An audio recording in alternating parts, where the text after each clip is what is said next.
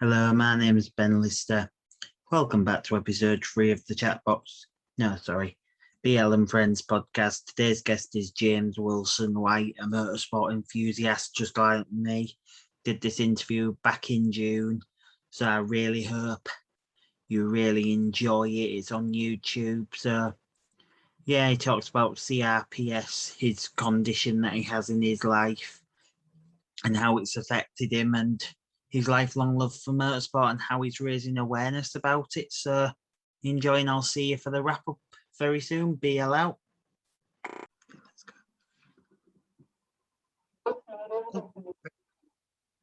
Hello, everyone. Welcome to another Chatterbot. Welcome to another Ben Lister and Friends podcast, episode 3. Welcome to another podcast. How are you doing today? Right, as you know, I chat to my closest friends and chat about things closest to their heart and their hobbies and their lifelong loves and what they love about said topic. This week's topic is CRPS, which is a condition. Here to tell us more is CRPS campaigner and a man who was diagnosed with CRPS, James Wilson White. Hello, James. Welcome along. How are you today? Hi, Ben. Not too bad. I've had better days, but I'm getting there today. It's not too bad a day. We're obviously here to talk about CRPS, which you're obviously campaigner for. Yeah, I am. Yeah, I've unfortunately had the condition complex regional pain syndrome. It's a neurological condition that affects your nerves. I've now had the condition coming up to 21 years. I got it through a simple accident at work. I had a fight with a wheelbarrow full of concrete. I managed to fracture my leg at work, and they thought I'd just a simple fracture and a displaced my kneecap. But after a few weeks of me going back to the doctor saying there's something not right with my leg, I kept having pain, constant pain in it. I was getting a burning sensation, and it was getting like electric shock and like feeling shooting pains going up and down my leg. I'd never suffered a pain like it before in my life, and that I kept going backwards and forwards to the doctors, and after I went in the July, and eventually after weeks and weeks of going backwards and forwards to the doctor actually said, we can't actually work out what's wrong with your leg because mechanically it's fixed itself. There's nothing wrong. We can't see where it breaks. It's fixed itself. There's nothing there. So we're going to send you off to a pain specialist. So I was referred to a pain specialist at Peterborough Hospital, where I see him and I spoke to him, told him all the things I was feeling. How 1 minute my leg will feel burning hot, and the next minute it'll feel like a block of ice. I'll get like pins and needles in it, and then I'll get a cramping feeling in it, and then all such unusual sensations through it, but the pain is just unbearable. And he said, I can tell you what it is. It's a diagnosis I never like to tell anybody. It's a condition called complex regional pain syndrome. It's one of the most painful conditions known to man. Unfortunately, he said, there's no cure for it at the moment, and there's no effective treatment. I said, oh, I said, and now can I have some good news? He said, there is no good news. He said, we'll just try and get you on some medication to try and get you balanced out a bit. From there, I found it just got worse after that news. Unfortunately, I had to give up work that I used to work and do the usual things. I used to go play football, go-karting, do the usual everyday things that you did. And I just found that the condition, it also affects your immune system. So if I get a simple cold, it'll double up to sort of like, it turns to a chest infection. If I get like something like a stomach bug, that'll turn into almost like gastroenteritis. Everything doubles up. So it's a no-win situation. You don't, it's, so it's not a good thing to live with. And sadly, there's not barely any awareness out there for it. which makes something that people don't really know about hard to get a treatment for. I've had it since 2000, like I said, but in 2012, I managed to fall down my stairs and I chipped my humerus, and then I managed to get it to go. It's got the managed to go from my leg now into my arm, where then I found out that CRPS can spread to anywhere in your body, because where you've got a nerve in your body, CRPS will take it over the nerve in your said body. So if you've got millions and millions of nerves in your body, you basically can get it anywhere in your body. So from your organs to your eyes, anywhere. So it's a no-win situation. From there, I've now got it in. There's not many parts of my body I haven't got it in. So Yeah, now you're I've going been to be affected. talking a bit about that today. That's good. 5 questions, if Yeah, that's okay. that's fine, mate. Shoot. And how you felt about being diagnosed with it, obviously, and why you are raising awareness, if that's okay. Oh, when I first found out, it was, I thought, oh, it didn't seem, oh, it's all right. But then it sank in, like, I've got something that I've got to live with till, like, I've said, I had a discussion with somebody once at Brands Hatch, and he goes to me, oh, I've got pancreatic cancer and I've got over that, and I've been in remission now. I said, well, that's brilliant. You've had cancer and you've won with cancer. I said, but cancer's terrible and there's things, but with things like CRPS, there is no cure. It's called the suicide syndrome. There's only one way. Somebody with CRPS, you have to live with that to the end, till you're sort of, well, your normal lifespan. So it was that when it hit me that I'm stuck with something that I'm going to be in chronic pain with till I'm probably 70 or 80. And at the moment, there's no effective treatment for it. Morphine doesn't touch it. I take 10 milligrams of morphine 4 times a day, and that just takes the edge of the pain off. It's like when you're on Casualty on a Saturday night where they say, "I'll give them 5 milligrams of morphine." That does nothing.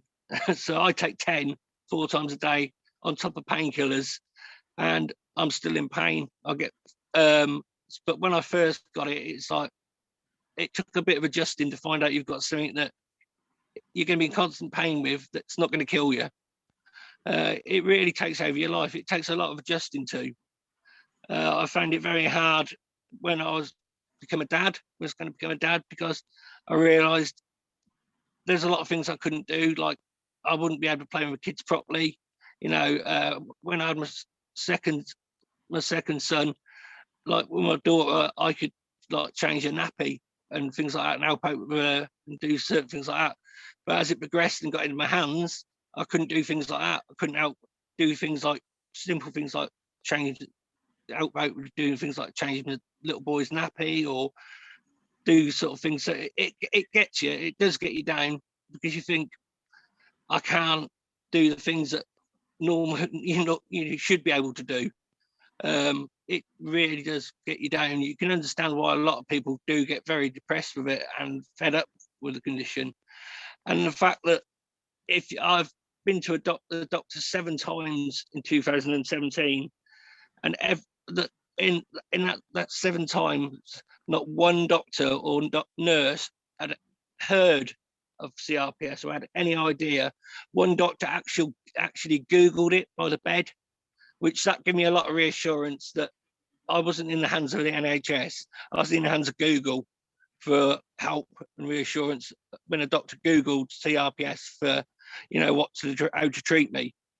The only person that knew anything about my condition, and that was a porter taking me for an X-ray, and that's because he had actually heard of the condition on House, the Hugh Laurie program, and he used to hear things, find them interesting, and look up a bit about the condition, and he knew loads about it. I said, well, you're in the wrong job. How come a porter knows more about a condition than the doctors do? And that's when I realised that more awareness needed to be brought people's attention. Everybody knows what like a red pink ribbon is for breast cancer, or a blue ribbon for pancreatic cancer, and so on. you know, but if you ask anybody what's an orange ribbon for, people wouldn't be aware that it's for CRPS, or that in November, the first Monday of the month is CRPS Awareness Day, or the whole of November is Nervember for nerve conditions. So that's when I realised that it's something that so many people have to suffer with, an invisible illness people don't know, like fibromyalgia, which quite often runs alongside with CRPS, that people live with every day, that you don't necessarily see somebody, because people can have it in their hands or in the shoulders and be walking around, and people just don't think there's anything wrong with that person, but they could be in constant pain, and people don't have a clue how much agony that person's going through. So I just thought I need to do something about bringing awareness to this, and that's when myself and a fellow CRPS sufferer, we were at Brands Hatch at the British Touring Cars, and a conversation came up with Toby Burns, and he was talking about that he wanted to put some extra orange into his livery, and we just happened to say, well, would you put the ribbon on your car?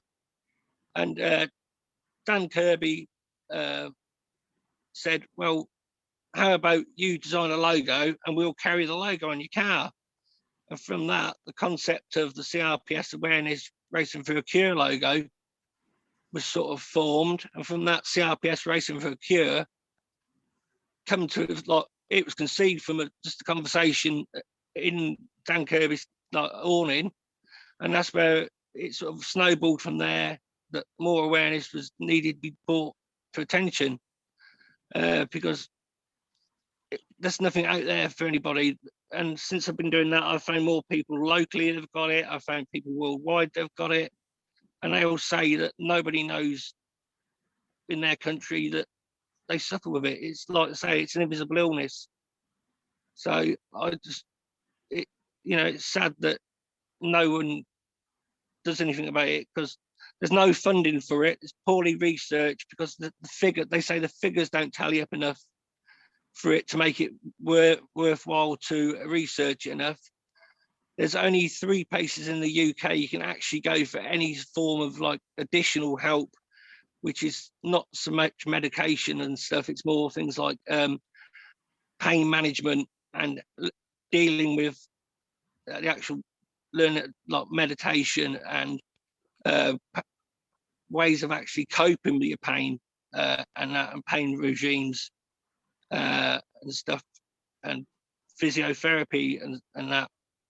You've got the Bath Royal Bath Pain Clinic at Bath, the Walton Centre in Liverpool, and St Thomas's Hospital. Apart from that, that's all you've got in the UK. And so many people a lot of people don't even know that they're there, unless you can get the help of a good pain management consultant, or a good GP and that. And a lot of GPs don't even help you with it. Yeah, you've knocked the first 3 questions out of the ballpark, so we're going to go on to question 4, because you've answered them 3 Brilliant. questions already, so we'll skip that part. Sorry, everybody. Question 1, 2, and 3 have been completed in one section. Sorry about that. Question 4, anyway. What's your greatest achievement in awareness campaigning for CRPS? Well, I think when I was younger, I always had the thing for James Hunt. I never actually, because I was too young to see him race, but I always sort of admired him. I was quite chuffed when Freddie Hunt carried the logo when he raced in Le Mans in the support race. That was like a real big goal for me, to get Freddie Hunt to carry the logo. That ticked a big box to get Freddie to do it. To cut across you, people actually say he does look like James. Murray Walker said he looked like James. Yeah, he does. Yeah. When I met him the first time at Donington Park a few years ago, I sort of double took him, and that it's amazing to think, God, he looks so much like his dad, and he's such a brilliant chap as well. Yeah. Yeah, and James Hunt have something in common. They both have a Sorry? similar lifestyle. Yeah, Because yeah, Freddie Hunt reminds me with the hair as a party animal a little bit. yeah, He reminds me of a younger James Hunt. yeah. That's not me being disrespectful there. No, no. Did you mistake him for James at one point? When I see him the first time at Donlands Park, I thought, yeah, I thought it's so uncanny, to see him. I think it was about 2015, probably it was when he was driving in the Renault Clio, and that's when I see him, and it's like, oh my god, he did so much like his dad. It was just uncanny. He didn't do And any more rounds in the Renault Clio. no, he didn't. And then he did a little bit of a Euro NASCAR and that. With Matthias Lauda, Yeah, the son of he did. Nicky, the late Yeah, great Nicky Lauda. yeah. Have you That ever was seen probably, Murray about the manor? yeah. I've run into Murray a couple of times at Silverstone. I did a And, little tribute to him with Alan Hyde. Because when I was interviewing Alan, it was a day and a half after Murray's death. he was 2 such a days lovely now. chap to talk to. Yeah. Alan Hyde. It was a time for you. Yeah, Alan Hyde had a story about him when Alan was commentating on DTM for the British manufacturers in British language. He said he had this person tapping him on the shoulder or getting him on the shoulder, and he realised it was Murray Walker, and he gave him a microphone and let him join in the commentary. Yeah, cool. Yeah. Yeah. So yeah, that's probably one of the biggest achievements too. And then when I managed to get it on a touring car, like when I got Dan, Ollie Brown carried it on the team hard car last year. That was the first touring car we managed to get on. He carried it for his round before he got wiped out. But that was pretty cool to get on the actual touring car. Were you on the car that because the 2 team hard cars collided at Alton Park. Yeah, I was on his car. Unfortunately, the one that got wiped out when he took out that season with Nick Hamilton. Yeah, I think it was him and Nick come together. The younger brother of Lewis. Yeah. But yeah, Ollie carried the logo for us on the team Is hard he car. aiming to get the logo on an F1 car sometime? That would be nice, but I think it's pretty slim probably. It'd be quite cool to go on something like the McLaren with it being orange and that. That'd be pretty good on that. But it being out of the ballpark, I think. Yeah, it'd be good though. It would be brilliant. Yeah, the awareness for that would be amazing. Do you know anyone who's in McLaren? Yeah. Have you ever met Lando? Because he's an ex-Turker resident. Yeah, did when he years ago when he was Janetta and that. Oh yeah, he was a Janetta driver. It's weird that he's now in Formula One. Yeah. And making headwaves in F1. Wow. Oh yeah. Him and Russell and George, not so much Hamilton. There's a lot of rumours going around at the moment. Sorry to go off topic. There's a lot of rumours at the moment that this could be Valtteri Bottas's last year. Yeah, I know there is, yeah.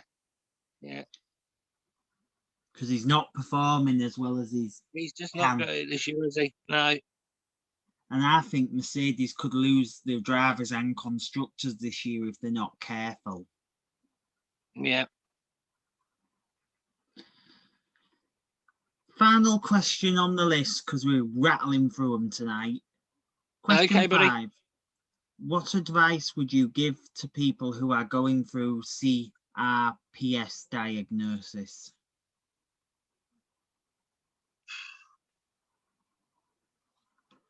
That's not an easy one. Try the best thing. Sorry, I'm just starting to get a bit of pain in my shoulders now. The best thing you can do every day is just pace yourself, rest and pace yourself as much as you can. Try and talk to as many people as you can about it. Try and find out as much. Best thing is try and find out as much as you can about CRPS. Once you discover the demon, it's easier to deal with the demon. Talk to people about it. Don't get stuck in it. You know, it's don't get stuck with your CRPS. So just talk to people around you. And you know, don't be afraid to pest the doctors. If you're not happy with your medication, just keep telling them that it's not working. And you know, because it's something you're going to have to live with for ever and a day. You know your body, and you know it's one of the most painful conditions. I've known pain with different things, of accidents and different, but there's nothing that tops the pain if people that know what it's like with CRPS. It's more painful than childbirth or having a limb removed without anaesthetic. So just to cut across you there, one of the people who inspired me for his courageous injuries and his life-changing injuries, someone who's similar in your boat, Billy Munger. Oh yeah, Billy, yeah. Billy Whiz, as his nickname is. Yeah. We were actually at conetnent the day before he had his accident. Yeah. Yeah, wow. Yeah, he's a brilliant lad, Billy is. Have you ever met him? Or? Yeah. Met Billy a couple of times before and after. Yeah. But you know, he was just try and take for Formula One. Oh yeah, definitely. I think he still could do it. He still could, yeah, but it's going to be extremely difficult. But he's giving it a go, and you can give him credit for that. Yeah. What were you at Donington on the day of his accident? No, we were there on the day before. We were there on the Saturday. That was the one where Jeff Smith flew from Alton to Donington. Yeah. Because he was racing in the minis on the Monday. Yeah. Yeah, and he was joking with Paul O'Neill that he was going to do a couple of laps in the British GT car.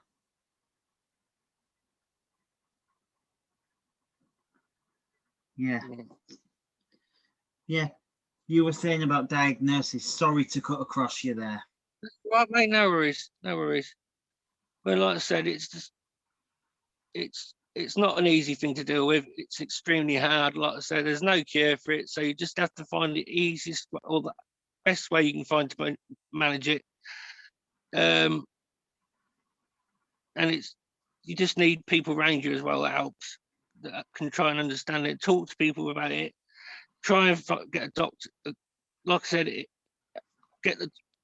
if you're not happy with your medication, you tell your doctor, don't just let them fob you off of it. Be pushy, because you've got to live with it. You know, you're in agony 24/7.